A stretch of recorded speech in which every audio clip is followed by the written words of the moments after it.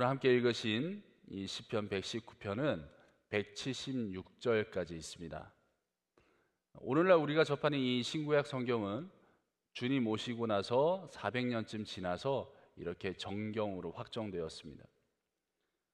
그리고 1227년에 영국의 스티브 랭턴이라는 신학자가 장이라는 개념을 도입을 했습니다.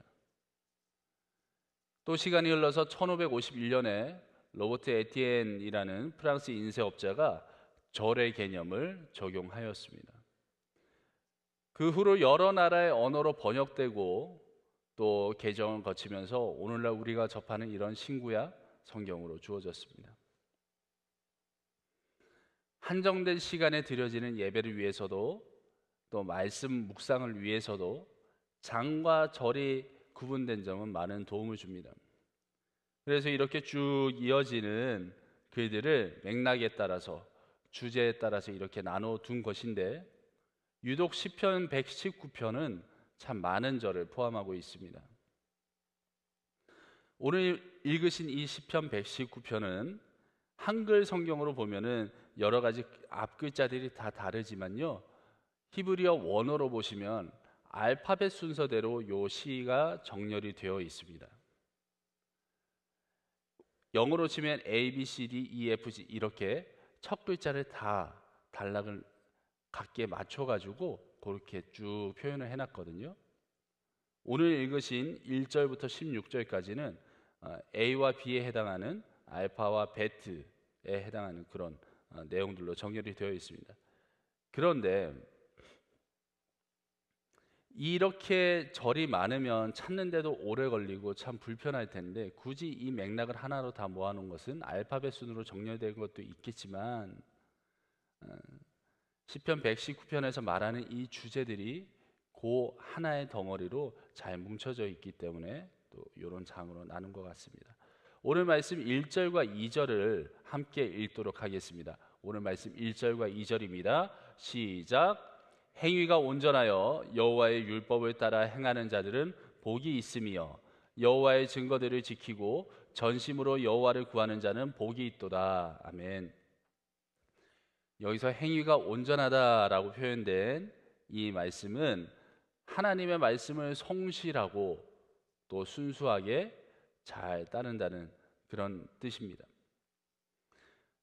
이 내용은 시편 1편과 시편 19편의 내용과 맥락을 같이 합니다. 시편 1편 1절과 2절입니다. 제가 읽어드리겠습니다. 복 있는 사람은 악인들의 꾀를 따르지 아니하며 죄인들의 길에 서지 아니하며 오만한 자들의 자리에 앉지 아니하고 오직 여호와의 율법을 즐거워하여 그의 율법을 주야로 묵상하는도다. 아멘. 시편 19편 7절과 8절입니다. 여호와의 율법은 완전하여 영혼을 소성시키며 여호와의 증거는 확실하여 우둔한 자를 지혜롭게 하며 여호와의 교훈은 정직하여 마음을 기쁘게 하고 여호와의 계명은 순결하여 눈을 밝게 하시도다. 아멘. 방금 읽으신 이 내용들을 시편 119편에서도 같은 맥락으로 우리에게 주고 계십니다. 행위가 온전하여 여호와의 율법을 따라 행하는 자들은 복이 있으며 아멘. 여호와의 율법을 따르는 삶에 대하여 말씀하고 계십니다. 율법은 종교적 엘리트를 가르는 그런 사람들을 구분해내는 그런 테스트 용도가 아닙니다.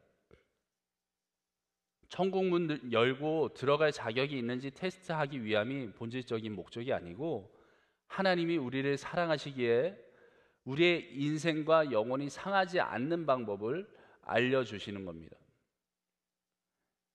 우리가 아이들에게 그렇게 많이들 하지요. 얘야 물가에 놀지 마라 위험하다.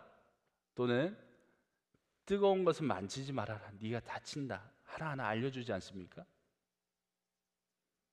사랑하는 아들아 딸아 너희가 나의 말을 즐거워했으면 좋겠다. 그래야 너의 인생이 불행의 구렁텅이로 빠지지 않는단다 라고 그렇게 말씀하고 계신 겁니다. 나의 말을 즐거워하고 나의 말에 마음이 사로잡혀야 네가 산단다라고 말씀해 주고 계십니다. 이 말씀들을 지키려고 전심으로 애쓰는 그 사람이 복되다고 오늘 본문에 또한 나와 있습니다. 이 말씀들을 지키려고 전심으로 애쓴다. 이것은 하나님의 말씀에 순종하는 것이 단순한 종교적 의무사항이 되지 않게 하려고 하나님이 또 분명히 주시는 건데, 여호와의 말씀이 우리에게 주어지는 이유를 분명히 알고 즐거워해야 된다라는 말입니다. 다시 한번, 전심으로 애쓰는 그게 우리가 종교적 열심으로 내가 어떤 경지에 올라가기 위해서 열심히 다한다 그런 뜻이 아니라, 여호와의 말씀이 우리에게 주어진 그 자체로, 그 사랑을 느끼는 자체로 즐거워해야 된다는 겁니다. 그렇다면 하나님의 말씀을 즐거워하려면 우리는 어떻게 해야 될까요? 말씀대로 살지 않는 사람을 보고 혹시 화가 나신 적 있으십니까? 같은 교회에 있는데 만약에 타인을 향해 정죄하고 판단하는 마음이 좀 더 강하게 드러난다면 우리는 율법을 즐거워하거나 하나님의 사랑으로 여기는 것이 아닐 수 있습니다. 하나님의 율법은 우리의 우수함을 증명하는 수단이 될 수 없습니다. 율법은 주님의 사랑이 드러나는 귀한 도구입니다. 이런 주님의 사랑의 음성이 날마다 우리의 이 귓전에 들리는 것입니다. 그래서 거룩하신 하나님을 나도 모르게 닮아가는 자체가 바로 우리의 커다란 복입니다. 할렐루야. 말씀을 접하면서요, 우리도 모르게 주님의 그 음성에 귀 기울이게 되고, 사랑하는 부모님이 우리 자녀들에게 이렇게 사랑으로 알려주시는 것처럼 그 사랑을 느끼면서 우리는 그 복됨을 더욱더 즐거워할 수 있다는 것입니다. 나의 알량한 지혜가 아니라 하나님의 말씀을 통해 주어지는 명철이 내 삶을 옳은 길로 인도한다는 이 사실을 믿으시고 또 기뻐하시기 바랍니다. 9절 말씀을 함께 읽겠습니다. 9절입니다. 시작. 청년이 무엇으로 그의 행실을 깨끗하게 하리이까? 주의 말씀만 지킬 따름이나이다. 아멘. 9절의 말씀은 청년들만을 위한 것이 아닙니다. 인생에서 우리가 수없이 만나는 선택의 기로에서 하나님이 주신 지혜를 구하면서 그 명철에 의지하여 옳은 길을 따를 수 있습니다. 청년의 때 여러 가지 선택을 하잖아요. 그런 것들을 통해서 착안해서 이렇게 청년이라고 표기를 해놨지만 실질적인 의미는 모든 이들에게 해당되는 것입니다. 우리의 이 작은 육신은요, 이 세상을 다 담지도 못합니다. 모든 것을 다 알 수도 없고 모든 것을 다 해낼 수도 없습니다. 그저 주님의 말씀을 지키고 따르는 것이 가장 큰 지혜이고 명철입니다. 그래서 14절에 이렇게 고백합니다. 내가 모든 재물을 즐거워함 같이 주의 증거들의 도를 즐거워하였나이다. 아멘. 초등학생 아이가 날마다 게임에 몰두하고 있습니다. 한번 상상을 해보십시오.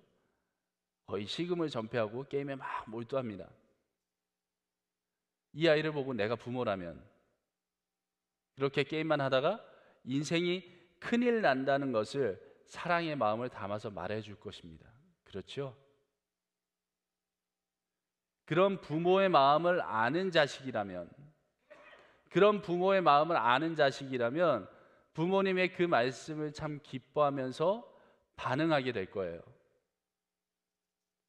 인생의 지혜가 충만하여서 어떤 인생이 펼쳐질 것이라는 것을 아는 바로 그 부모님들은 쉬지 않고 아이에게 관심을 가지고 그 아이에게 좋은 것과 나쁜 것을 구별하여서 알려주려고 노력합니다.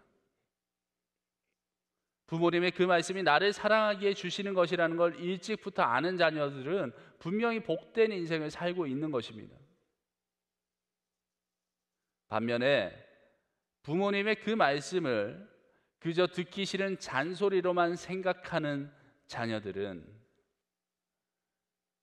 직접 이 인생의 고되고 고된 쓰리쓴 그 맛들을 하나하나 맛보면서 경험하면서 살아가야 됩니다. 정말 안쓰러운 인생을 살게 될 것입니다. 오늘 주신 말씀 16절을 다 함께 읽어보겠습니다. 시작. 주의 율례들을 즐거워하며 주의 말씀을 잊지 아니하리이다. 아멘. 그 부모님의 말씀, 사랑의 부모님의 말씀을 듣는 것처럼 하나님의 마음을 알게 되면요, 이 말씀이 하나하나 즐거워집니다. 그 말씀에 더욱더 의지하게 됩니다. 그저 내가 착한 것을 증명하려고 애쓰는 도구로서 말씀이 사용되는 게 아니라 그 말씀 안에서 날마다 평안함을 누리고 날마다 기쁨을 누리면서 주님과 함께 동행하게 된다는 사실입니다. 그 말씀이 나와 우리 가족을 살리는 아주 귀한 생명의 말씀이 된다는 사실을 기억하시고 오늘도 하나님이 우리에게 주신 방법대로 승리하는 인생 살아가는 우리 모두 될 수 있기를 간절히 소원합니다. 주님의 말씀을 잊지 아니하여서 믿음으로 이 길을 걷고 있음을 고백하는 우리 KCQ 되기를 간절히 소원합니다. 기도하겠습니다. 하나님 아버지 감사합니다. 오늘 시편 기자의 이 아름다운 고백이 우리의 고백이 되기 원합니다. 살아계신 하나님, 우리의 털끝 하나라도 다칠까봐 지켜보시며 인도하시는 주님, 오늘도 주님의 보호하심 속에서 나의 영과 육이 강건하게 하여 주시옵소서. 우리의 영과 육이 날마다 더욱더 강건하게 하여 주시옵소서. 주님의 그 말씀을 더욱 사모함으로 하나님을 그 뜻을 쫓아 우리가 살아갈 수 있도록 역사하여 주시옵소서. 감사를 드리오며 예수 그리스도의 이름으로 기도합니다. 아멘.